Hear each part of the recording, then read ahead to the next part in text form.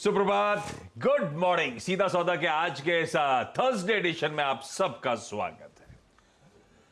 Thursday अभी 3 ही दिन हुए हफ्ते के, ये का लंबा हफ्ता मामला है। वो आगे तो होगा ही होगा, लेकिन अब तक भी ऐसे ही लग रहा है। चौथा दिन है, शुरू होगा ना, अभी तो 3 ही इफेक्टिवली 3 ही दिन खत्म हुए हैं। चौथा तो सनराइज हुआ है अभी बाहर वालों के लिए, सबके लिए। चलिए, लेकिन समीकरण कल बहुत बिगड़ गए थे। आज थोड़ी सी स्थिति ठीक ठीक दिख रही है, लेकिन इस पे ज्यादा भरोसा नहीं है। कल भी ऐसी सुबह दिखा रहा था और मामला ऐसा हुआ, सुबह ठीक ठाक शुरुआत हुई कंसोलिडेशन टाइप, उसके बाद प्रेशर माउंट होता चला गया, दबाव गहराता चला गया। और ये निफ्टी से ज्यादा तो ब्रॉडर मार्केट्स का पेन है, जो है उस इंडेक्स में दिखता नहीं। और ठीक है, आज थोड़े से समीकरण कह रहे हैं कि 30-35 पॉइंट हल्के हरे निशान के साथ, लेकिन आज मंथली एक्सपायरी का दिन है, तो जरा सा कॉशियसली ट्रेड करने का दिन। ऐसे में कितनी सपोर्टिव है असल में ग्लोबल पिच, ये जान लिया जाए। दिखाइए भाई, स्टेडियम, पिच, मूड, माहौल जान लिया जाए किस तरह के संकेत हैं।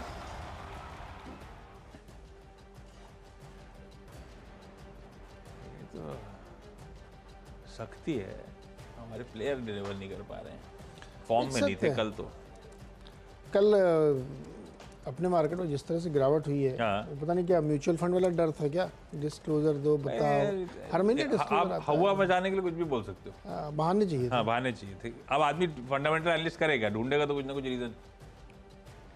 मुझे एक चीज जानना क्या लगती है, जैसे ये जो फॉरेन इन्वेस्टर्स है ना, इन्वेस्टर, प्रमोटर, एनालिस्ट, इनको पता नहीं क्या है कि इंडिया से ही जुड़े हुए रहते हैं। तो उस दिन वो वर्लपूल वाले अंकल जी कुछ ज्ञान दे रहे थे कि बहुत महंगा एसेट हमने बेच के पैसा कमा लिया। कल एक और एनालिस्ट वहाँ कह रहे थे कि आप ऑप्शन में देखें ना कितनी भयानक ट्रेडिंग हो रही है, ऐसा तो हमारे यहाँ यूएस में भी नहीं होता।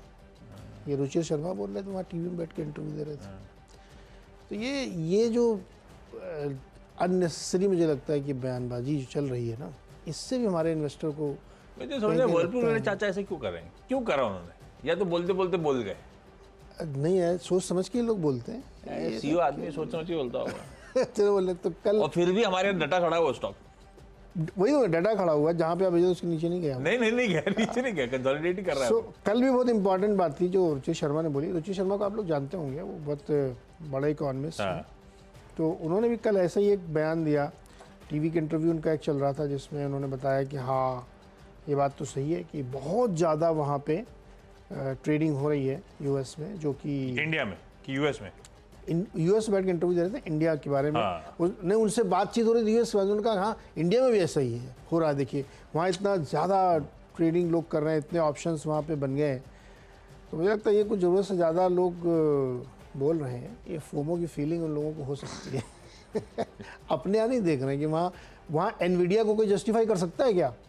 मैं तो कह रहा हूँ कि समीर, रुचि शर्मा जी को एनवीडिया जस्टिफाई करना चाहिए कि वो स्टॉक क्यों चल रहा है इतना, ऐसा क्या उन्होंने कर दिया है।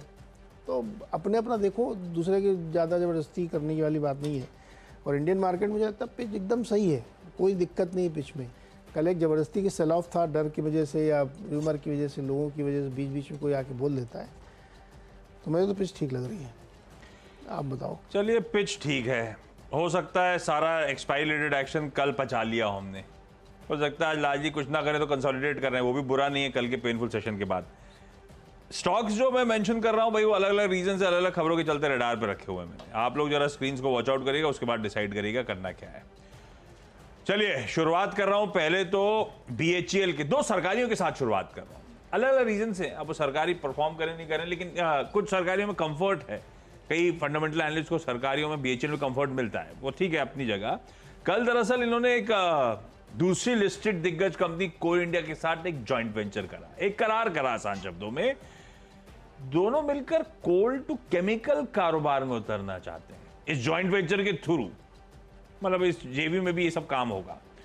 और शुरुआत कर रहे हैं 2000 टीपीडी का अमोनियम नाइट्राइड प्लांट लगाकर। और इस प्लांट के लिए बीएचईएल की जो मेरे ख्याल से वो टेक्नोलॉजी है, प्रेशराइज्ड बेड गैसिफिकेशन की, उसका इस्तेमाल किया जाएगा। ये जो जेवी खड़ा होगा उसमें 51% कोल इंडिया का, 49% बीएचईएल के पास होगा। इससे बियॉन्ड इन्होंने उस रिलीज में कंटोर्स एक्सप्लेन करे नहीं है, किस तरह के फाइनेंशियल्स, आगे क्या, कोल टू केमिकल का मतलब क्या क्या करेंगे क्या नहीं करेंगे। लेकिन इंटरेस्टिंग है, डाइवर्सिफिकेशन एग्रेसिवली बीएचईएल का चले ही चले जा रहा है। मैं ग्रीन रखता हूं आज की सेशन में, डिपेंड करेगा बाजार के मूड पर सब कुछ, आप उस बात का ध्यान रखिएगा। फिर मैंने ऑयल इंडिया मैंने कल भी वैसे मेंशन करा था, तब वो मेरे ख्याल से ग्लोबल रोड शो पहली बार करने जा रहे थे अबू धाबी में, पर सबड्यूड सा रहा पूरे दिन ये स्टॉक, खैर बाजार ही करेक्ट हो गया था। ऑयल इंडिया ने कल शाम को बाजार बंद होने के बाद अनाउंस करा है कि ये अगले हफ्ते 8 मार्च को बोर्ड मीट करने जा रहे हैं। 8 मार्च मतलब हो गया अगले हफ्ते फ्राइडे को बोर्ड मीट होगी, जिसमें इस कंपनी का बोर्ड इंटरिम डिविडेंड के अनाउंसमेंट पे विचार करेगा, फैसला लेगा। तो फिर ग्रीन रख दिया है आज के ट्रेडिंग सेशन में। सिर्फ खबरें हैं इसीलिए, कल भी खबरों पे वैसे चला नहीं था, ये ध्यान रखिएगा आप इस बात का। तीसरा वीनस पाइप्स है, और कई सारी खबरें थी वीनस रिलेटेड। ये कंपनी करती क्या है? स्टेनलेस स्टील के पाइप्स और ट्यूब्स बनाने का काम करती है। कल की रिलीज कहती है ये नए एवेन्यूज खोल रहे हैं, नए जगहों धंधों में उतरने की तैयारी कर रहे हैं। ये फिटिंग्स के कारोबार में उतरेंगे। मेरे ख्याल से स्टील पाइप्स और ट्यूब्स के लिए एकदम एप्ट है, लॉजिकल डाइवर्सिफिकेशन कह लीजिए। फिटिंग्स मतलब भाई वो पाइप लगाने की जो एल्बोज, टीज, जॉइंट्स वगैरह का इस्तेमाल होता है, ये उसमें फोरे करेंगे। प्लस ये कह रहे हैं स्पेशलाइज्ड प्रोडक्ट लाइन स्टेनलेस और टाइटेनियम वेल्डेड ट्यूब्स की हम इंट्रोड्यूस करने जा रहे हैं। बेसिकली ये वैल्यू एडेड प्रोडक्ट्स की तरफ और बढ़ने की कोशिश हो रही है। दोनों इंटरेस्टिंग अपडेट्स थे, दोनों लॉजिकल अपडेट्स थे। 175 करोड़ रुपए खर्च करेंगे इस एडिशनल केपेक्स पे जो तैयारी कर रहे हैं। 40 पैसा कैसे आएगा? 40% प्रमोटर्स को का कंट्रीब्यूशन आएगा और 60% बैंक्स और इंटरनल एक्रूअल्स के जरिए होगा। फर्दर ये जो 40% प्रमोटर्स का ना, उसकी भी तैयारी। प्रमोटर्स को fully convertible warrants, fully convertible मतलब एक वारंट पे एक शेयर और कन्वर्ट होगा, 1700 रुपए पे जारी कर रहे हैं। 1735 से स्टॉक चल ही रहा है, बहुत बढ़िया वारंट कन्वर्जन हो रहा है। 71-72 करोड़ रुपए प्रमोटर्स इन्फ्यूज कर रहे हैं 1700 रुपए पे। खबरें अच्छी हैं इसको रिलेटेड। वीनस पाइप्स को ग्रीन रख दिया है, चाहे वो डाइवर्सिफिकेशन हो, चाहे वो केपेक्स हो, चाहे वो प्रमोटर्स का इन्फ्यूजन की तैयारी हो, ग्रीन। ओके, सबने तो शेयर में बहुत मामूली चेंज हुआ है जो खबरों के लिहाज से, वो आपको पता भी होगा, इसलिए कह रहा हूँ मैं। श्रीराम फाइनेंस अब ये निफ्टी के अंदर चले गए और यूपीएल निफ्टी के बाहर, तो दोनों को मैंने रखा है। पिछले 2 दिनों में आपने देखा होगा बहुत सारी ऊपर नीचे खबरें चल रही थी। कोई कह रहा था जोमेटो का क्या होगा, वो भी हो सकता है, फिर वो कहा नहीं वो फ्यूचर में नहीं तो वो नहीं होगा। तो श्रीराम फाइनेंस को उन्होंने निफ्टी में लिया है और रीज़न भी दिया है, उन्होंने पहली बार रीज़न भी दिया है कि 6 महीने का एवरेज फ्री फ्लोट हाईएस्ट है इनका और मार्केट कैपिटलाइजेशन के हिसाब से, इसलिए इनकी एंट्री हो रही है। और यूपीएल चूँकि बहुत भयानक गिरावट देखने को मिली है, तो वो उस पैमाने के हिसाब से फिट नहीं बैठते, इसलिए उनको बाहर कर दिया गया निफ्टी मेन में। तो एक अंदर एक बाहर। पहले तो इन्होंने बताया कि मीटिंग हो रही है, हाँ, उसके बाद इंक्लूजन एक्सक्लूजन का रीजन भी समझा। पहली बार ना रीज़न, ट्रांसपेरेंसी बढ़ रही है। होप किसी दिन बताएंगे एवेन्यू सुपरमार्ट क्यों वायदा में नहीं आया। हाँ, किसको नहीं लिया ये भी बताना चाहिए। किसी दिन बताएंगे कि एवेन्यू सुपरमार्ट वायदा में अब तक क्यों नहीं आया। तो इंडेक्स फंड जो लोग ट्रैक करते हैं, हो सकता है उनकी वजह से इन दोनों स्टॉक्स पे असर देखने को मिला। हालांकि बहुत रिएक्शन ऑलरेडी हो चुका है दोनों स्टॉक्स में। तीसरा पीआई इंडस्ट्रीज, अब ये निफ्टी जूनियर इंडेक्स जिसको हम लोग बोलते हैं, निफ्टी नेक्स्ट 50 या निफ्टी जूनियर, उससे बाहर हो गया है ये पीआई इंडस्ट्रीज, तो इसको भी रेड में रखिएगा। तो ये आपने गलत लिखा है ग्राफिक, ये निफ्टी 50 से नहीं, निफ्टी नेक्स्ट 50 जिसको निफ्टी जूनियर भी कहते हैं, उससे ये बाहर हुआ है, तो इसको भी रेड में रख रहा हूँ मैं। 3 मेरे हो गए, एक हरा 2 लाल। परफेक्ट। कल की लिस्टिंग ग्रीन में ले चलता हूं, पर कल ही कमजोर बाजार में अगर वो 10-11% चला हुआ था, इससे सबड्यूड रिस्पांस के बाद तो काफी कुछ तो हो चुका है। जुनिपर होटल्स को ग्रीन रख रहा हूं। कल कमजोर बाजार में सबड्यूड रिस्पांस के बावजूद क्यों चल रहा था? क्योंकि एग्रेसिव बाइंग चल रही थी। कौन खरीद रहा था? गवर्नमेंट पेंशन फंड ग्लोबल खरीदारी करने में लगा हुआ था। 21,77,000 शेयर्स कल के कारोबारी सत्र में, मौजूदा भाव जहां खड़ा हुआ है क्लोज पे, उससे ऊपर 398 रुपीज 15 पैसे पे गवर्नमेंट पेंशन फंड ग्लोबल ने सारा चंक एक्वायर करा। वैसे आज भी ग्रीन लेके चल रहा हूं। सबड्यूड रिस्पॉन्स जरूर था। पार्क होटल्स है मार्की प्रॉपर्टीज, इसके पास मार्की ब्रांड है। इशू बस ये है कि लॉस मेकिंग है।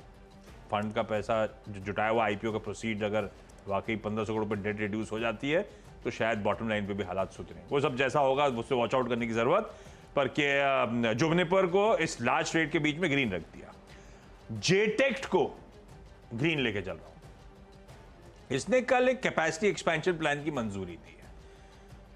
इन्होंने अपडेट दिया कि इनकी जो सीवीजे लाइन है उसमें एग्जिस्टिंग कैपेसिटी 0.4 मिलियन की है और यूटिलाइजेशन 90% पे चल रहा है। तो उनका कहना है कि अब हम एडिशनल 0.4 मिलियन कैपेसिटी खड़ी करने की तैयारी कर रहे हैं। इंडियन ओईएम से तगड़ी जो डिमांड आ रही है उसकी भरपाई करने के लिए ये करा जा रहा है। खबर अच्छी है, पर एक चीज ध्यान रखिएगा, जेटेक में हुआ क्या है, इनका एक स्कीम ऑफ एमैल्गमेशन था। उस स्कीम ऑफ एमैल्गमेशन के अंतर्गत कुछ शेयर्स थे, एडिशनल शेयर्स वो ट्रेड होने के लिए आज बाजार में उतरने हैं। हालांकि वो दिग्गज इंस्टीट्यूशन के पास है, लेकिन फिर भी वॉच आउट करेंगे। खबर अच्छी है, लेकिन एडिशनल शेयर अगर बिकने आ गए तो मामला गड़बड़ा जाएगा, इस बात का ध्यान रखिएगा। जोमैटो, इसको रेट रखा था, कुछ होप्स कल बिल्डअप हो रही थी, हालांकि बीच वॉलेटिलिटी बड़ी आई। तो निफ्टी 50 में नहीं, नेक्स्ट 50 में नहीं, जोमैटो का इंक्लूजन दरअसल हुआ है सिर्फ निफ्टी इंडिया कंजम्पशन और निफ्टी सर्विसेज सेक्टर के इंडेक्स में। तो अगर पिछले कुछ दिनों की वोलेटिलिटी और तेजी इसलिए बन रही थी कि इंक्लूजन होना है, तो मेरे लिए थोड़ा सा डिसअपॉइंटमेंट है। खैर बहुत बढ़िया ट्रेंडिंग स्टॉक है, कोई दिक्कत है नहीं उस लिहाज से, पर रख दिया आज लाल। कल भी सबड्यूड हो गया था जाते जाते, 6 हो गए। ओके, अगले 3 में चौथा स्टॉक है Punjab and Sindh bank company. 2000 crore रुपए रेज करने जा रही है, जिसमें राइट्स इशू भी हो सकता है, QIP भी हो सकता है, और भी कोई तरीका हो सकता है। तो इसको ग्रीन में रख के चलते हैं। एक कंपनी रेमेडियम लाइफ केयर, इनको 169 करोड़ का एक कॉन्ट्रैक्ट मिला है गल्फ से, जहाँ पे ये इक्विपमेंट सप्लाई करेंगे, फार्मास्यूटिकल और केमिकल सप्लाई करेंगे। NTPC छठवां स्टॉक है, जहाँ पे इन्होंने ग्रीन एनर्जी के लिए जो है एक जॉइंट वेंचर एग्रीमेंट किया है महाराष्ट्र स्टेट पावर जनरेशन के साथ। तो इसको भी ग्रीन में रख के चलते हैं। एक ग्रीन पार्क बन रहा है बिजली के लिए, तो NTPC ग्रीन में रखते हैं। 6 हो गए, फटाफट एक ब्रेक, इसके बाद अगले 4 स्टॉक्स। चलिए फटाफट अगले 4 स्टॉक, और 7वां स्टॉक जो मेरी टीम का वो है ITC। इसमें गोल्डमैन सैक्स की एक रिपोर्ट है और उन्होंने बाई कॉल दी, टारगेट 480 दिया है, इंटरेस्टिंग टारगेट लग रहा है, तो इसको ध्यान में रखना चाहिए। बहुत सारे उन्होंने रीजन दिए, अभी मैं ट्वीट करूंगा तो उसमें आप देख लीजिएगा। 480 का टारगेट है, इसलिए इसको रख सकते हैं। इसके बाद आपका आता है 8वां स्टॉक, और 8वां स्टॉक है डॉक्टर रेड्डीज। मैक्सिको में जो इनकी यूनिट है डॉक्टर रेड्डीज की, उसके लिए एक वहाँ के हायर कोर्ट ने ऑर्डर पास किया है। कुछ टैक्स रिलेटेड मामला है जिसमें इनके खर्चों पर क्वेश्चन मार्क रोक दिए गए हैं।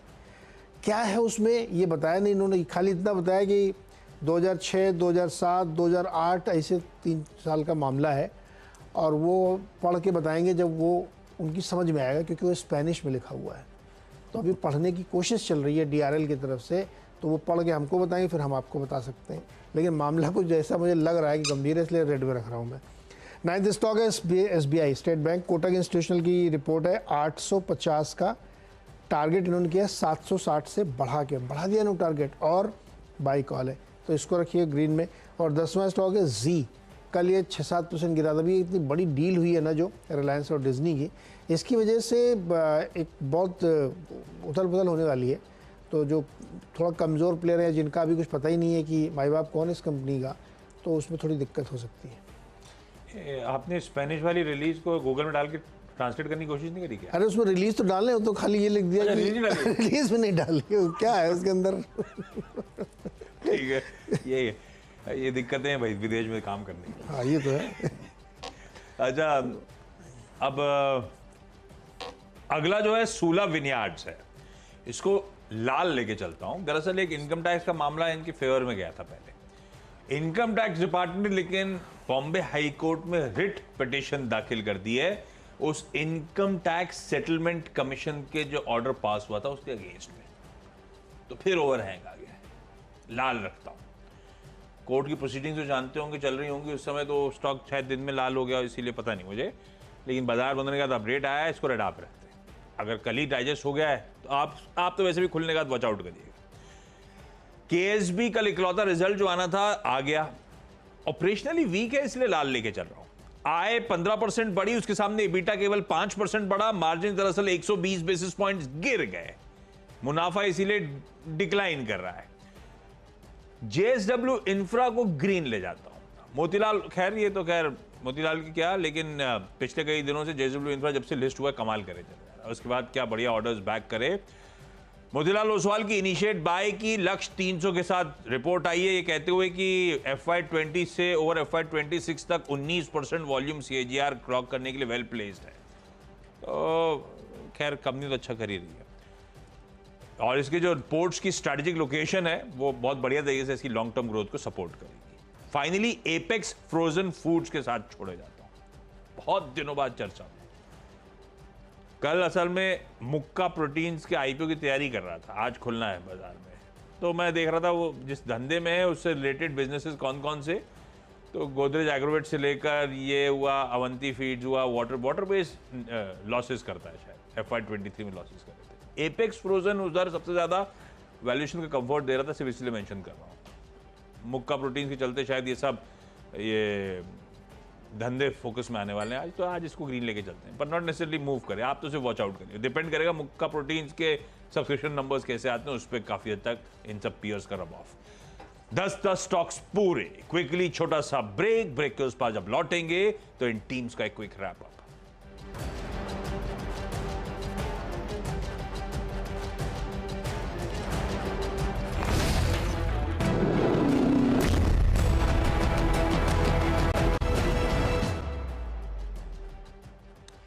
ब्रेक के बाद आप सबका स्वागत है क्विकली, मेरी 10 की सीधा सौदा की टीम। BHEL कोल इंडिया के साथ JV, oil India interim dividend pay board meet, Venus pipes बढ़िया केपेक्स प्लान्स और प्रोमोटर्स का इन्फ्यूजन।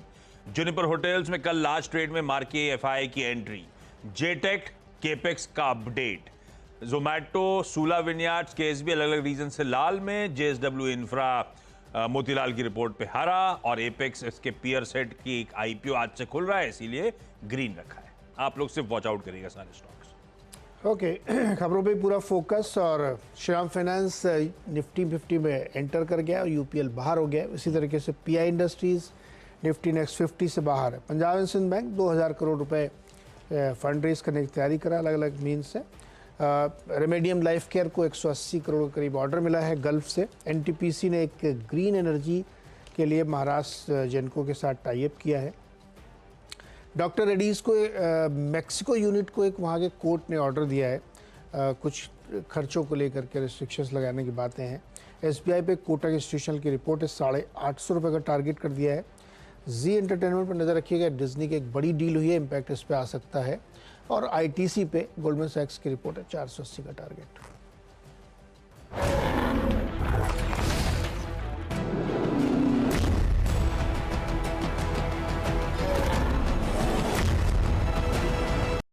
बता दें कि मनी कंट्रोल पर दिए गए विचार एक्सपर्ट्स के अपने निजी विचार होते हैं। वेबसाइट या मैनेजमेंट इसके लिए उत्तरदायी नहीं है। यूजर्स को मनी कंट्रोल की सलाह है कि कोई भी निवेश निर्णय लेने से पहले सर्टिफाइड एक्सपर्ट की सलाह लें।